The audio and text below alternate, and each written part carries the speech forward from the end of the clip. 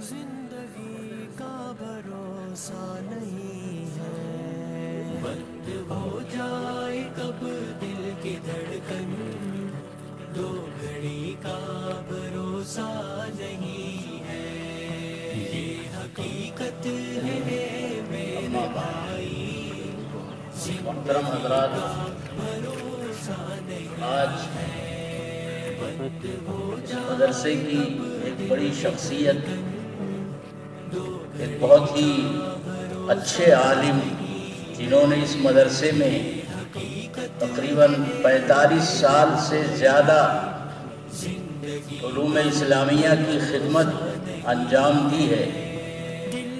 میں بھی یہاں رہ چکا ہوں، مجھ سے پہلے سے محترم جناب حضرت حافظ عبدالسبحان صاحب یہاں پڑھا رہے تھے، اور آج میرے لیے یہ سعادت کی بات ہے کہ ایک سفر کے موقع پر یہاں حاضری ہوئی، اور آج حضرت حافظ صاحب کا جنازہ بھی ہمارے سامنے۔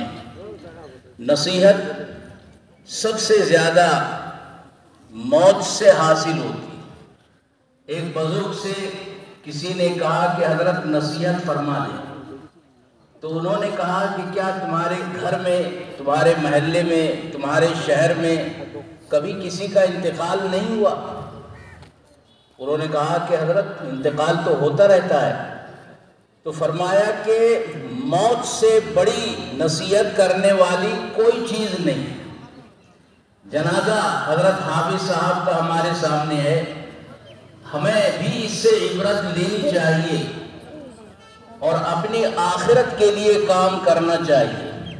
بس ایک حدیث شریف پڑھ کر ترجمہ کر کے پھر بات ختم کر دوں گا۔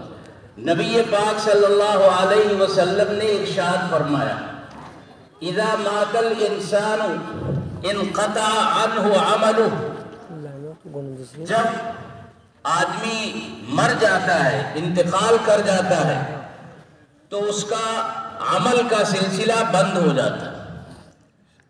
ہاں، 3 چیزیں ایسی ہیں کہ انتقال کے بعد بھی اگر آدمی وہ 3 کام کر کے گیا ہے تو آدمی مر جاتا ہے، مگر وہ کام جاری رہتا ہے، اس کا ثواب مرنے کے بعد بھی اسے ملتا رہتا ہے۔ فرمایا الا من صدقۃ جاریہ، اگر کوئی صدقہ جاریہ کر گیا ہے، کوئی ایسا صدقہ کر گیا ہے جو اس کے مرنے کے بعد بھی چل رہا ہے، اس کا فائدہ غریبوں کو پہنچ رہا ہے، تو جس نے صدقہ کیا ہے اس کو بھی ثواب ملتا ہے۔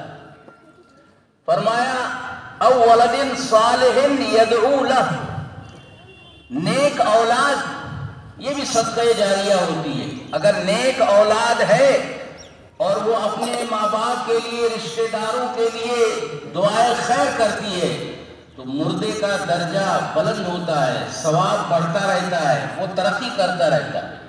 فرمایا او علم ينتفع به، یا علم دین چھوڑ کر گیا ہے جس سے فائدہ اٹھایا جاتا ہے، یہ بھی ایک صدقہ جاریہ ہے۔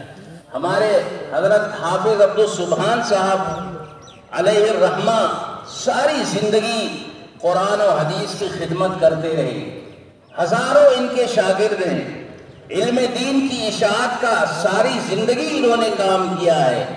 ہمیں بھی اپنے آپ کو اس کے لیے تیار کرنا چاہیے کہ ہم بھی صدقہ جاریہ میں شریک ہوں، ہم بھی اپنے بچوں کو علم دین پڑھائیں جو مرنے کے بعد ہمیں یاد کریں۔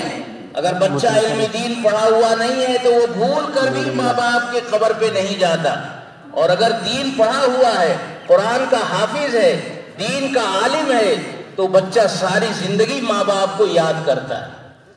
اب نماز جنازہ ہوگی، آپ سبھی حضرات شریک